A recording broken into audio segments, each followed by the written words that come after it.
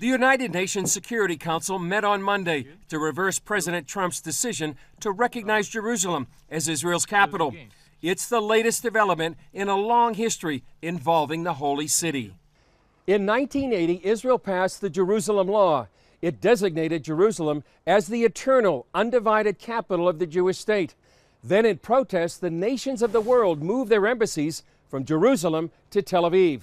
But later that year, a group of Christians founded the International Christian Embassy, Jerusalem. They said we need to act and we need to establish an international Christian embassy, Jerusalem, in order to show the whole world that no matter what our governments are doing, there are Christians around the world which do believe in God's covenants and faithful promises to the Jewish people, and that was our founding hour. In 1995, ICEJ Vice President David Parsons helped write legislation known as the Jerusalem Embassy Act, destined for the U.S. Congress. And we said three things, Chris: recognize Jerusalem as the capital, move the ambassador there immediately, and then worry about building a building. But as the bill went through Congress, it got changed to build the building first, and now 22 years later, after all these delays and waivers, it is back to our order. Both men see Jerusalem as being on a 50-year cycle known in the Bible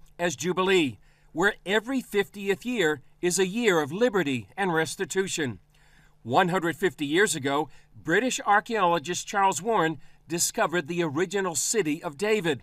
50 years later, in 1917, General Edmund Allenby captured the city of Jerusalem, ending 400 years of Muslim Ottoman rule.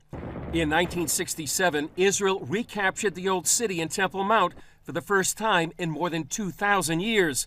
Then came 2017. We believed God would do something significant this year here in Jerusalem.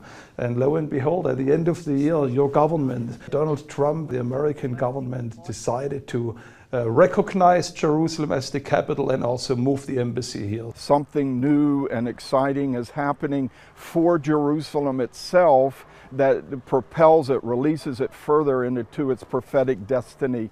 Now there's the hope more nations will follow Americans' lead and move their embassies. We're hearing word Guatemala may come back, Tanzania, the Philippines. You can start listing off some of these countries that we hope they have the courage to follow the lead of the American administration now to return to Jerusalem.